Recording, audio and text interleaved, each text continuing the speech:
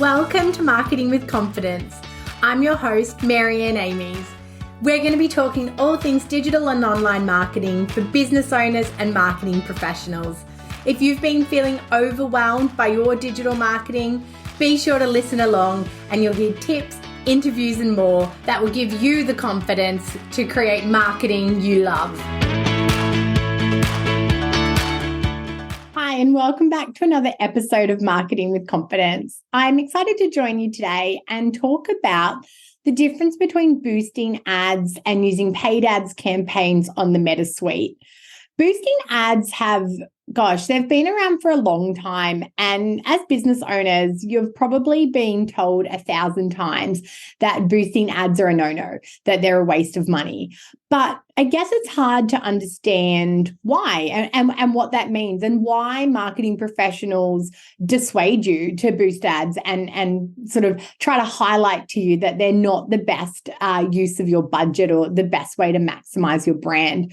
So today I really wanted to take you through the pitfalls of boosting ads on Meta and I guess highlight to you the alternatives and how you can simply use either Ads Manager or even some tweaks if you are going to boost to make sure it's more effective. So when we talk about boosting, basically you've put together a really great social media post and then all of a sudden Meta on Instagram or Facebook gives you that option, boost this post. And you might even find that a week later or sometimes later, the platform is saying to you, this post is performing X% better than your previous content. Would you like to boost it?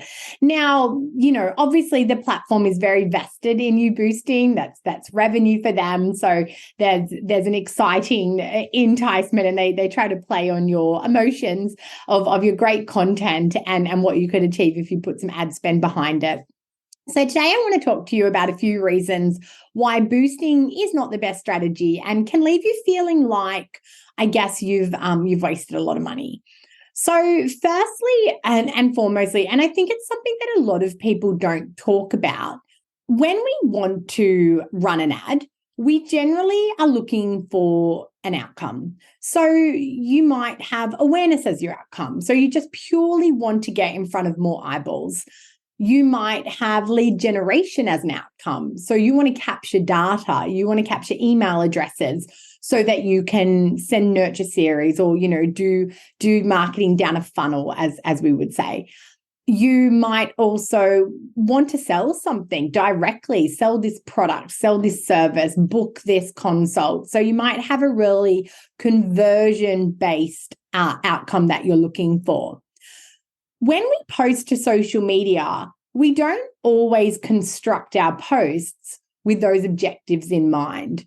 We may, have a great post, say a team celebration. There was someone's birthday and that post gets a lot of good engagement. And then we have that opportunity to boost it. What can we get out of that boost is the question that we need to ask ourselves. If you're looking to, grow and grow conversions, that post isn't necessarily going to do it for you in a boosting scenario.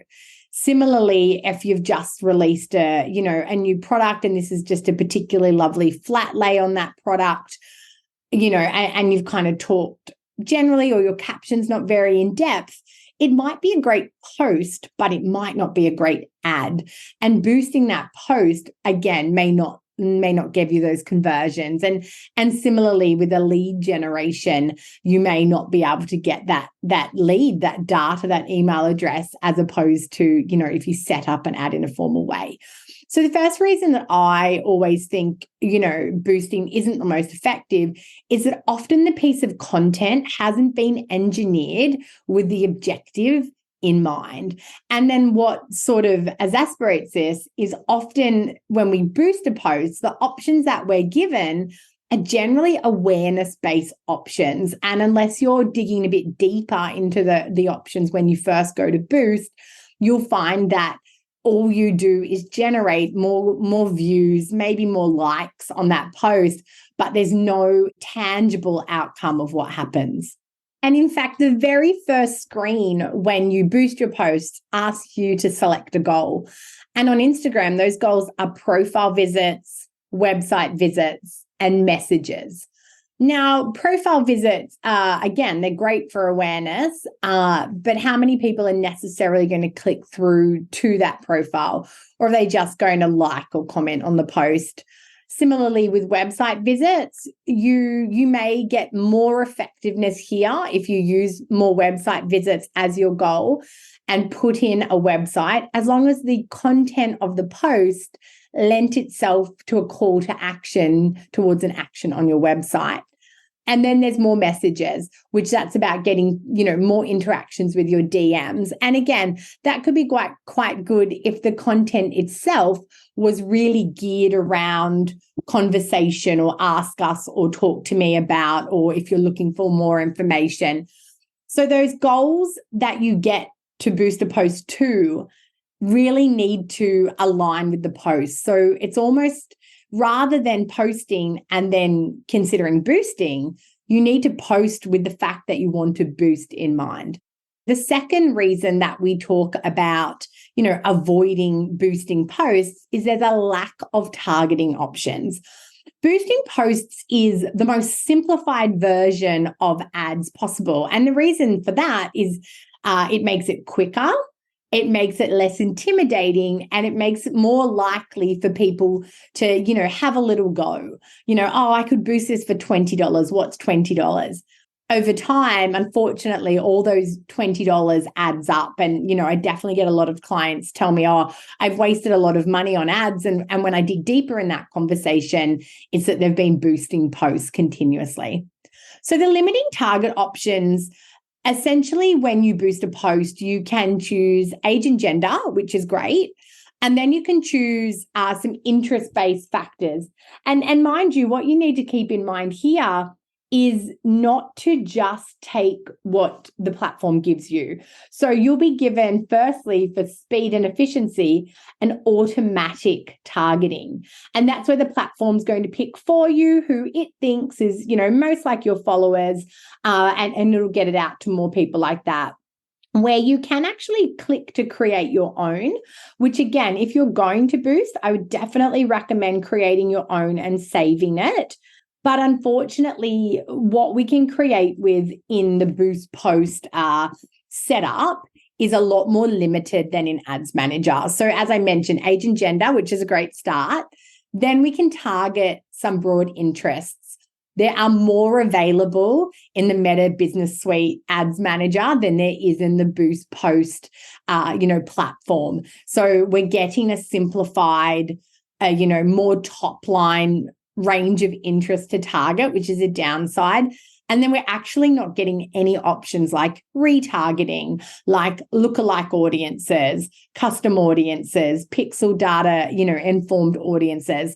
So it's very limited. And, without that precise targeting, you might end up spending your budget on users who are not interested in your products and services. So even if you got the objective right and craft the post in a way that, you can boost it, you're just not going to get seen by the right people. The next reason that boosting posts is quite inefficient is there's a lack of optimization.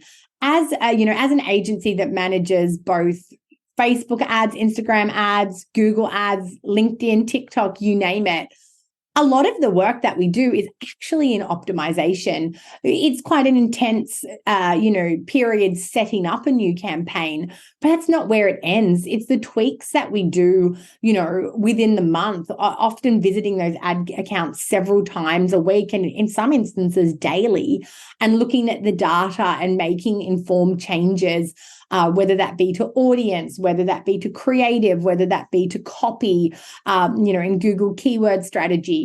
Those optimizations are where we fine tune, where we learn from data and we start to, tweak to get the best performing ad we possibly can. One of the key areas that I teach when I teach people about ads is testing. So, in a meta ad campaign, you want to be testing different creatives, testing different copy, testing different audiences. When you boost a post, you've got one shot at it. And you'll never know if it was the copy or the graphic, or you might get amazing results, but you won't know if you could have got them at a more cost-effective price. So we're completely shut off from any sorts of optimization activities. Also, in terms of your budget, when you boost a post, we don't have as much control over our budget. We don't get an ability to, pick different placements if that's relevant, or optimize towards, certain, placements or platforms. So where we're saying, I'll spend that $50 over 6 days, but we really have limited ability to, direct where that money goes, because we also can't really see where we're getting the best results, to kind of go, okay, I'm going to turn off the bottom end of that age group because it's just not performing, or I'm going to turn off a certain location because it's just not performing, and therefore make more out of my budget. Boosting ads is really about short-term gain and long-term losses. It's quick and easy. It can get you that visibility boost and that engagement, but it's not likely to be contributing on the whole to your strategy. The areas and the ways that I boost posts in my own business is around, a post that maybe, for example, a blog post. It's a great one to boost because you're looking for a kind of a broad audience. You can upload the website link in the setup of the boosted post, and it's getting, either engagement to that post or hopefully click-throughs to the actual blog. It's not complex what you're trying to achieve, and therefore, getting a broad range of eyeballs to it, getting more clicks to that link is easily achieved through boost. It's probably not the best, most efficient way, but it is a quick and easy, outcome there. Because, the other thing we have to come back to is that limited data insight, limited data visibility. We can't really learn from boosting posts. We can't really boost better next time, if that makes sense. And, even something to experiment with is, if you have a really good post and you think you'd like to advertise it, you can do it through Ads Manager. So you can go into your Ads Manager, you can create a campaign, you can pick if that post, is best served to traffic, or if that post is best served to a form that captures email information. So you can pick an objective. You can build out an audience with beautiful, rich detail and spec. And then when you actually get to the ad section, you can select that post that already exists. So you'll get on platform, visibility, on platform increased reach and engagement, but you'll be to a much stronger audience, and you'll have data visibility. And then you can also create a new ad with maybe a different image or maybe a different copy that you test against that existing post as well, and see what you can learn. Or maybe you create this campaign to 2 different ad sets, both around that one post, to see which audience in your ad sets is most effective. I know Ads Manager can feel really overwhelming, and there are, Facebook has a lot of, or Meta has a lot of tools and courses that you can do. And there's also some wonderful businesses that do that. We also offer, one-on-one training and group workshops as well within Wise Up Marketing. But it's just really important to, upskill where you can. If you're not at a point where you can outsource your ads, upskill where you can to really make the most out of maybe a small budget that you're working with. And as always, no surprises, to make sure that data-driven insights and data-driven learnings are a real priority in how you market and your marketing strategies. I really hope that this sort of quick look into boosting posts has been insightful, helped you to understand a little bit more and really see the pitfalls and feel inspired to, jump into Ads Manager and expand your horizons. Hey, thanks for listening to another episode. If you don't want to miss one, make sure you subscribe to the show in your podcast app. And if you love it, be sure to share it with friends and colleagues who you think could benefit from increasing their digital marketing confidence. Want more? Head to marianneamies.com to find out how you can work with me directly, to reach out to have me speak at your event, or to grab yourself some free resources.